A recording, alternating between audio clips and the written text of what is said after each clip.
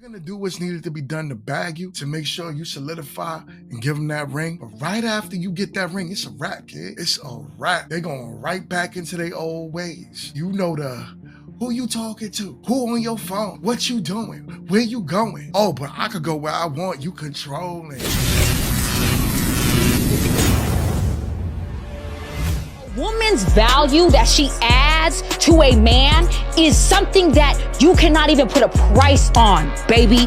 It is something that you cannot even look at the amount, because guess what? What we're doing is we're elevating you and we're growing you in a way that you could not even imagine. Why do you think that all the politicians are married? I built every single man up that I've ever been with, baby. All right. When they leave me, they're in a much better position than when they got with me, and that's a fact. The very last man you was with, how long was that relationship?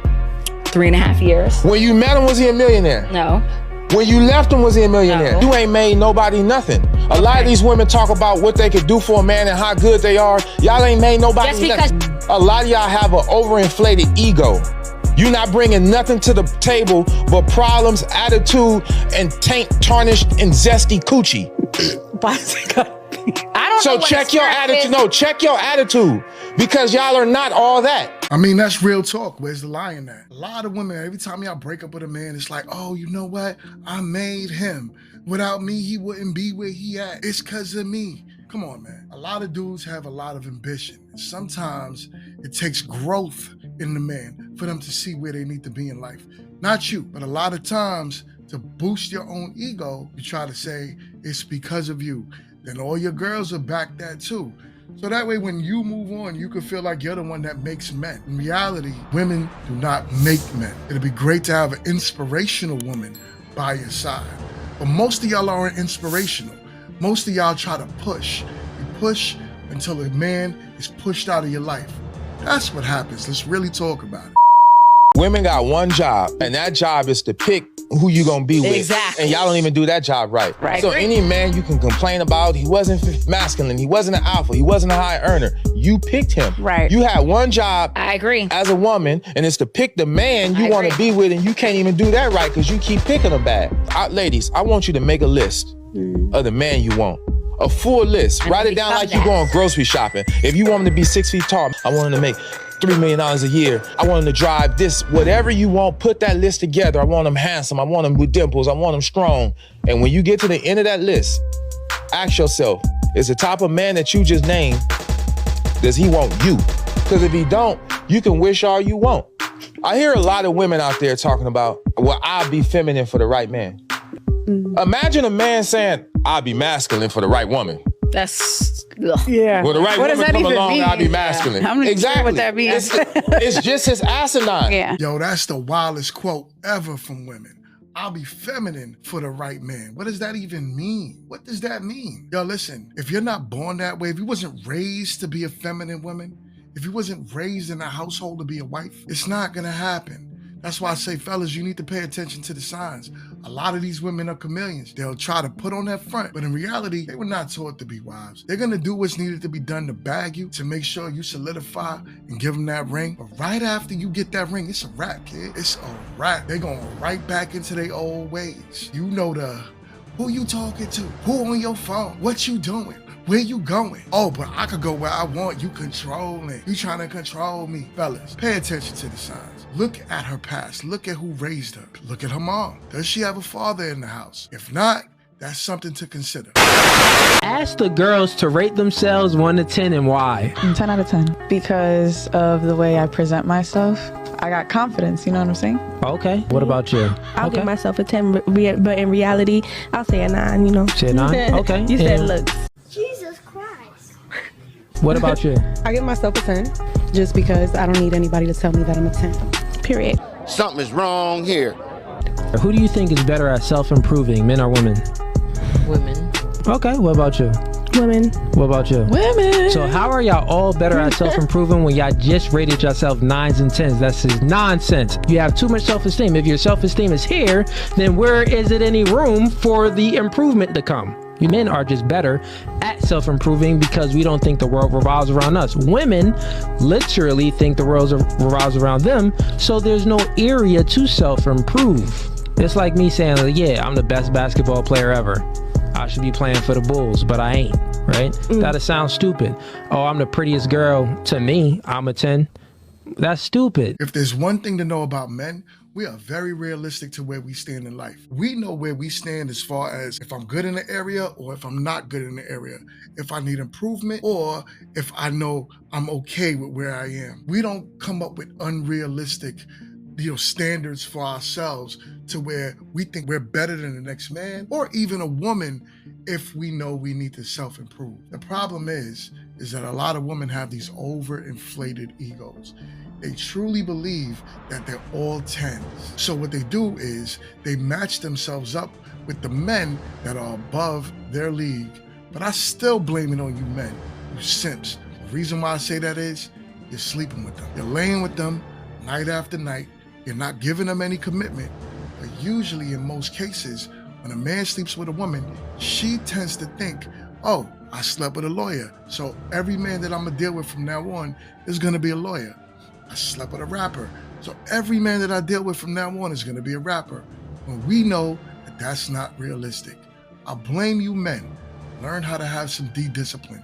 Keep it in your pants, fellas. Let these women work for you.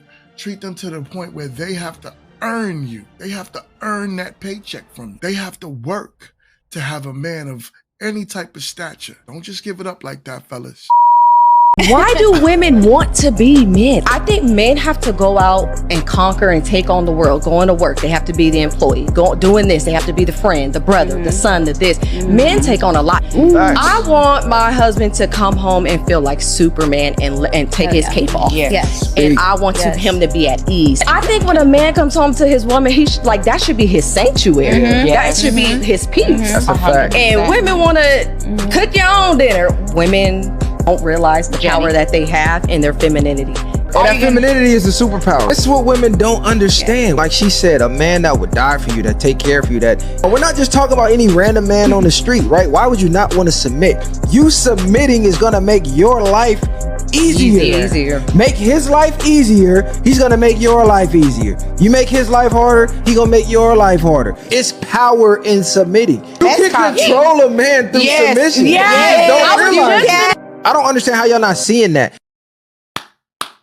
Bravo. Bravo. Femininity has always been a superpower for women. It's been something that men have started wars over.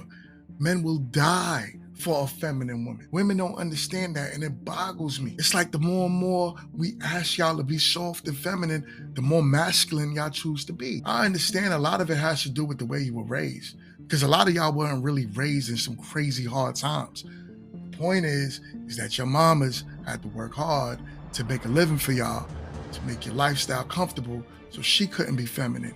And in return, she didn't have a man that she could actually show a soft side to. So in most cases, your mama probably raised you as tough as bricks, and she raised your boys to be as soft as a pillow. So here we are with today's modern man that y'all are complaining about, and we have the modern women that men are complaining about, which is wild. Let's get back to that feminine side, ladies. We need it as men. We need something to come home to, really. That's what it is. Peace. Femininity is peace, and we need that. A man cannot protect what he does not have authority over. And if a woman wants a man to lead her, to cover her, to protect her, he cannot do that if he's not in the proper position. And if a woman only sees authority as dominion, or if she sees it as bondage, restriction, limitation, she won't ever really truly be able to embrace the fullness of God's divine order and the benefit and the fruit that comes from it. And many times abuse, mistakes, and other people's offenses will keep a woman from surrendering or submitting or permitting authority in that area. And many times a man, the lack of teaching, the lack of example, and the lack of leadership will cause him not to assume that position. But if there's ever going to be a divine flow inside of the home, he can't lead without authority. This brother is right. He's spot on. Ladies, you cannot say that you want a man to guide and protect you and to lead you, yet he gives you clear instructions on how to move in life, and you don't trust that he's telling it to you for your best interest. Problem is, if I tell you as a lady, look, don't go that way because there's dudes over there and I know they up to no good, and you go over there, no matter what I try to tell you, is it okay for you to start to call me now to come outside and protect you? Doesn't make any sense. I told you from beforehand, ladies, you're not submitting to a man's just his word just because he says so. You're submitting to his wisdom. You're submitting to his knowledge.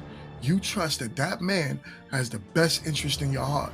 And if you truly believed in your Bible, the one that you read, you would know that if a man chooses to marry you, he would die for you because you are covered by him. And if you want to be covered, you have to listen to that man. Problem is this feminist mindset that's been pushed, that agenda that has y'all out here thinking that you could do whatever you want. You could be whoever you want. You could be, but then it's still, do not ask for a man to go above and beyond for a person that won't listen to them. If you have a child and that child you tell every day, when you go to school, stay away from this person. This person's up to no good. And yet still, they choose to go around that person and they get locked up. Who's that on? That's on your child because you tried to protect them. You tried to give them the best knowledge that you can, but they chose not to listen to you. It's the same thing with a husband. I'm guessing the problem is in our community, we don't have enough husbands. So it's a bunch of boyfriends trying to tell y'all what to do. But anyways, like, comment, and subscribe. Stay in tune. I'll see y'all on the next one. Peace.